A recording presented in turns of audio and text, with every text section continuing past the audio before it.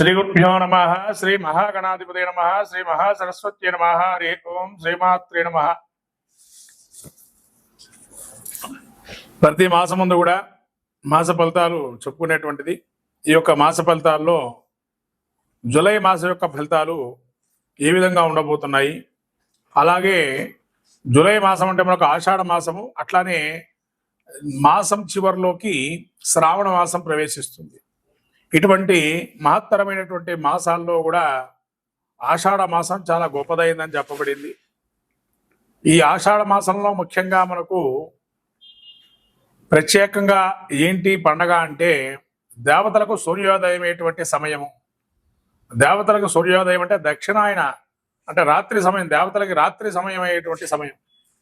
ఈ దేవతలకి రాత్రి సమయం ఏదైతే ఉంటుందో వాళ్ళకి దక్షిణాయన పుణ్యకాలం నుంచి ప్రారంభం అవుతుంది. కాబట్టి దేవతల రాత్రి సమయాన్ని దక్షిణాయన పుణ్యకాలంగా మనము అనేకమైనటువంటి వ్రతాదులు, అనేక నియమిష్టలతో దీక్షగా చేసుకునేటువంటి కర్తవ్య మార్గాలు అనేకం కూడా ఉంటాయి. అది ఇక్కడి నుంచి మొదలవుతుంది.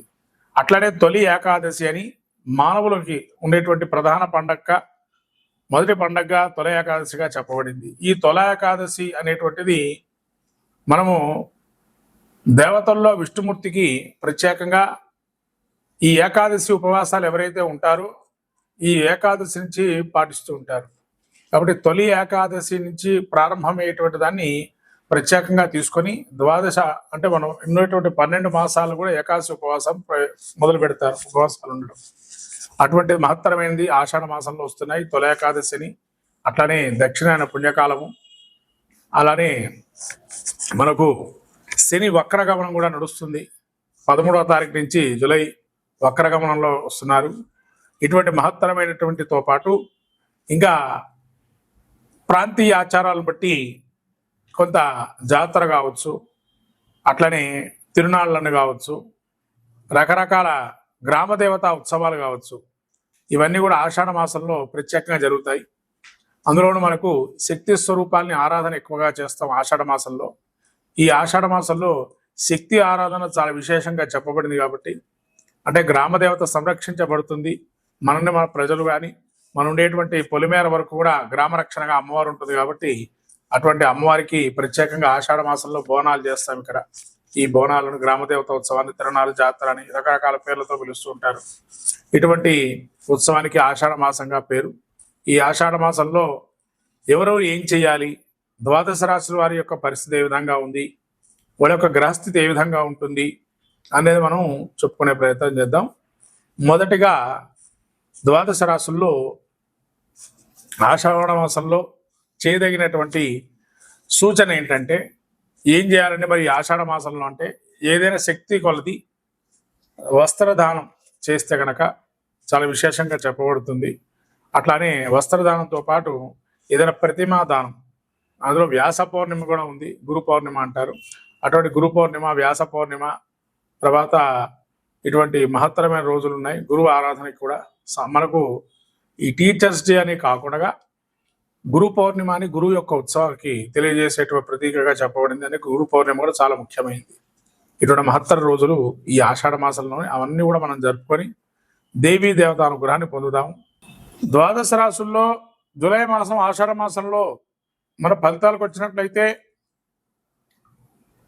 ముఖ్యంగా సింహరాశి వారికి ఏ విధంగా ఉండబోతుంది ఈ ఆషాఢ మాసంలో అంటే సింహరాశికి మఘా నక్షత్రం 4 పాదాలు, పుబ్బా నక్షత్రం 4 పాదాలు, ఉత్తరా నక్షత్రం 1వ పాదము సింహరాశివి.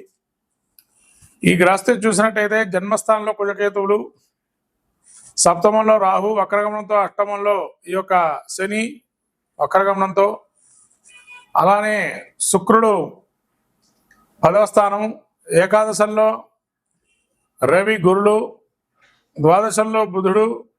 ఈ యొక్క గ్రహస్థితి చూసినట్టయితే ముఖ్యంగా మీరు ఈ యొక్క జన్మస్థలంలో ఏదైతే ఉందో కుజకేతువుల కలయిక కొంత ఇబ్బందికరంగా ఉంటుంది. ఏది మాట్లాడినా ఏది చూసినా అంటే సింహరాశి వారికి కుజుడు జన్మంలో ఉండడం వల్ల ఏది మాట్లాడినా అది ఎలా అనిపిస్తుందంటే ఇంకో మనిషికి కట్టగాల్చి వాత పెట్టినట్టుగా అనుకుంటూ ఉంటారు.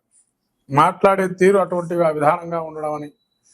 మీరు అక్కడ ఏది చేయకపోయినా అలాంటి వాతావరణ ఆ విధంగా మారే అవకాశం ఉంటుంది. జన్మంలో కేతు ఉండటం వల్ల నిస్థైర్యాన్ని కోల్పోతారు, మానసిక దృఢత్వాన్ని ఇబ్బంది పడుతుంటారు. జన్మంలో కొట్టి ఉండడం వల్ల అనేకమైన రక్త సమస్యలు కానీ కొంతవరకు ఇబ్బంది పడే అవకాశం ఉంటుంది సింహరాశికి. అట్లనే సప్తమంలో రాహు ఉన్నాడు, అండర్స్టాండింగ్ అనేటువంటిది కొద్ది ఇబ్బందికరంగా ఉంటుంది. అట్లానే అష్టమంలో శని వక్రగమనంతో ఉన్నాడు. ఈ అష్టమంలో శని వక్రగమనంతో ఉండడం వల్ల మిమ్మల్ని మోసగించడము, మాటలు నేర్పరిచి మాట్లాడటము, అంటే మిమ్మల్ని మోసగించడం అంటే మిమ్మల్ని ఎప్పుడైతే పొగుడతారో వెంటనే మోసగించడం లాంటివి జరిగే అవకాశం ఉంటుంది. లేదా నిజంగానే మోసం అయ్యేటువంటి అవకాశం, అటువంటి మాటలు మాట్లాడటం. అలానే శుక్రుడు మీకు ఈ యొక్క 9వ స్థానంలో సంచారం చేస్తున్నాడు. శుక్రుడు 9వ స్థానం సంచారం వల్ల కొంత అనుకూల అంశంగా గోచరిస్తుంది. సరే, ఇంట్లో వాళ్ళు ఎవరైనా మనకు గౌరవిస్తున్నారు కదా, ఒకళ్ళు కాకపోయినా ఒకళ్ళు అన్నట్టుగా ఉంటుంది. తర్వాత దశమంలో ఏదైతే ఉందో, దశమంలో శుక్రుడు ఉండడం వల్ల వ్యాపారంలో కానీ, వృత్తిలో కానీ, ఉద్యోగంలో కానీ అనుకూలంగా కొత్త నూతన పరిచయాలు ఏర్పడటం, వాటి వల్ల కొంత నేర్చుకోవటం. అలానే ఏకాదశంలో మీకు రవి గురువులు ఉండటం వల్ల గురు బలం, దైవికానందం, దైవిక బలం ఎక్కువగా ఉండటము. రాజ సమానమా అంటే ఎన్ని ఇబ్బందులు వచ్చినా రవి గురువు ఏకాదశంలో ఉండటం వల్ల రాజ సమానమైనటువంటి కీర్తి ప్రతిష్టలు సాధించడము. ఎవరు ఎన్నన్నా అనుకోండి, మేము చేసేది సరైనదే, మేము చేసేది సరైనదే, మీరు మమ్మల్ని తప్పుపడుతున్నారు అని ఒక మెసేజ్ అని వారికి తర్వాత అర్థం చేసుకుంటారు అవతల మనిషి. వాళ్ళు సహజంగా మంచివాళ్లే కానీ ఏదో ఎక్కడ పొరపాటు వల్ల వాళ్ళు మనం అర్థం చేసుకోవటం అంత మంచిది కాకుండా ఉంది అని ఒక భావనలో ఉంటారు. అలానే 12 బుధుడు ఉండటం వల్ల ముఖ్యంగా శ్వాసకోశ సంబంధించిన వ్యాధులు కానీ, అధికమైన జలుబు కానీ, ఏదైనా థ్రోట్ సంబంధించిన ఇన్ఫెక్షన్ కానీ, భుజాలకు సంబంధించి కానీ, చర్మానికి సంబంధించి కానీ, దంతాలకు సంబంధించి కానీ ఇబ్బందులు పడే అవకాశం ఉంటుంది. కాబట్టి జాగ్రత్తగా ఆరోగ్యాన్ని చూసుకోవాలి సింహరాశి వారు. ఆరోగ్యమే మహాభాగ్యం అన్నారు పెద్దలు. ఆరోగ్యం చూసుకుంటే దానికి మించింది లేదు. మిగతా విషయాలు అనేవి సమస్యకి పరిష్కారం అవుతాయి, దాన్ని పెద్దగా మీరు తీసుకోవాల్సిన అవసరం లేదు. సింహరాశి వారు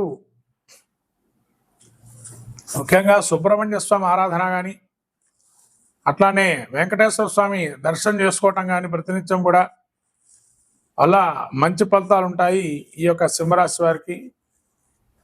ఈ సింహరాశి వారు ఈ రకమైనటువంటి పూజాధికాలు చేసుకోవడం వల్ల మంచి ఫలితాలు గోచరిస్తాయి సింహరాశి వారికి. శ్రీమాత్రే నమః.